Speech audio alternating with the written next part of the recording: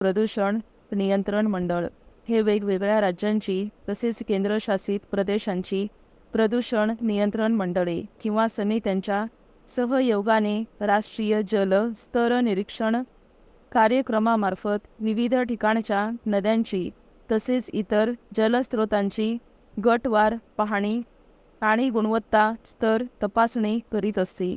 राज्यातील भीमा, मिठी, सावित्री, गोदावरी, तापसा, तापी, वर्धा, वेण्णा या नद्यांतील काही भाग प्रदूषित झाल्याचे मंडळाच्या अहवालात नमूद करण्यात आले आहे. परिच्छेद केंद्रीय प्रदूषण नियंत्रण मंडळाच्या अहवालानुसार अतिप्रदूषणाने नद्यांची परिस्थिती दिवसेंदिवस गंभीर होत असून वातावरणीय बदल, कमी पाऊस, मानवनिर्मित प्रदूषण, सांडपाणी, उद्योगांमधील प्रक्रिया न केलेले रासायनिक पाणी, जलपर्णी इत्यादी कारणांमुळे नागरिकांचे आणि जलचर प्राण्यांचे आरोग्य धोक्यात आले आहे.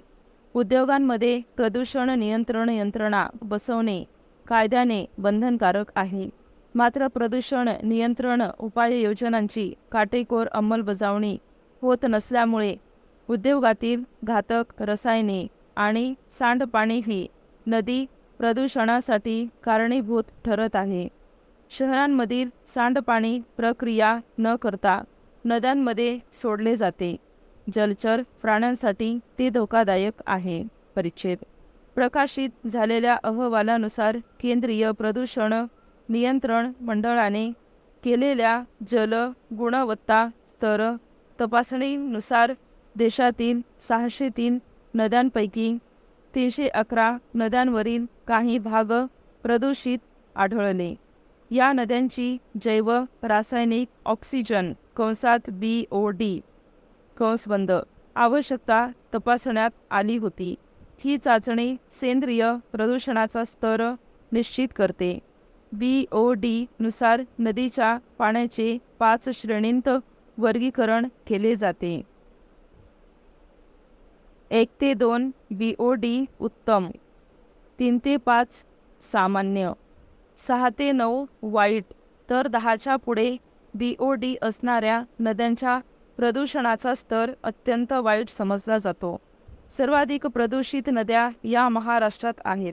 प्रदूषणास सुरुवातीलाच अटकाव करण्याची जबाबदारी विविध यंत्रणांवर आहे. परिच्छेद सद्यस्थितीत राज्यामध्ये दर दिवशी 10,547 दशलक्ष लिटर सांडपाणी निर्माण होत असून त्यावर प्रक्रिया करण्यासाठी केवळ 7,411 दशलक्ष लिटर इतकी क्षमता असणारी 149 सांडपाणी प्रक्रिया केंद्रे उभारण्यात आली आहेत.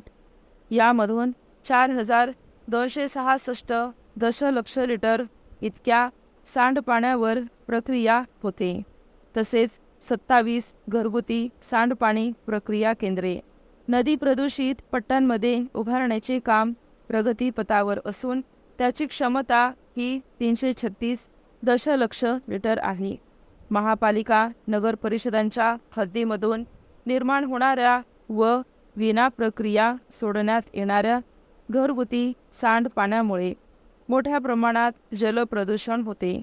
हे प्रदूषण रोखण्यासाठी संबंधित स्थानिक स्वराज्य संस्थांना प्रदूषण नियंत्रण मंडळामार्फत कलम 24, 25, 26 सोबत 43-44 प्रदूषण प्रतिबंध व नियंत्रण कायदा 1974 अंतर्गत खटला दाखल करण्याविषयी नोटीस देण्यात आली आहे. स्टॉप.